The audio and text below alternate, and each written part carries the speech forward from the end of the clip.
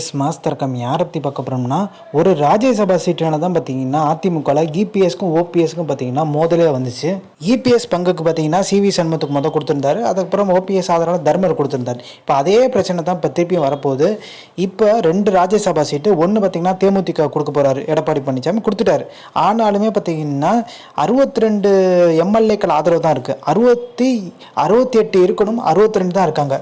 அப்போ தேமுதிகவை என்ன சொல்கிறாங்க, நீங்கள் வந்து ஓபிஎஸ்டையும் பாஜகட்டையும் ஆதரவு கேட்டுக்கோன்ற மாதிரி சொல்லிடுறாரு எடப்பாடி பழனிசாமி. ஆனால் இப்போ அதிமுகக்குள்ள இன்னொரு சீட் இருக்கு பார்த்தீங்களா, அது ஜெயக்குமார் கேட்குறாரு, எம்ஆர் விஜயபாஸ்கர் கேட்டுட்டு இருக்காரு ராஜ்யசபா சீட்டு. இப்போ அதுதான் மோதலாக போயிட்டு இருக்கு. ஏற்கனவே எம்ஆர் விஜயபாஸ்கர் பார்த்தீங்கன்னா ஒரு அதிருப்தியில் இருக்கதா சொல்றாங்க. ஜெயக்குமார் முதவே ராஜ்யசபா சீட்டு எனக்கு கொடுக்கலன்ற மாதிரி ஒரு அதிருப்தியில் இருக்காரு. உட்கட்சி பிரச்சனை பார்த்தீங்கன்னா உக்கிரமாயிட்டே இருக்கு. இப்போ ஓபிஎஸ்ட பார்த்தீங்கன்னா தேமுதிக ஆதரவு கேட்குறாங்க. ஸோ இதெல்லாம் வச்சு பார்க்கும்போது அதிமுக ஒன்றிணைந்த அதிமுக, ஓபிஎஸ் பார்த்தீங்கன்னா மித்த கட்சி இல்லை, அதிமுகவோட இணைந்து தான் இருக்காரு அப்படின்ற ஒரு பிம்பம் தான் ஏற்படுது. எடப்பாடி பழனிசாமி தான் வாக்குறுதி கொடுத்துருந்தாரு, 2 ராஜ்யசபா சீட்டில் ஒரு ராஜ்யசபா சீட்டு பார்த்தீங்கன்னா உங்களுக்கு தரோன்ற மாதிரி தேமுதிகக்கு.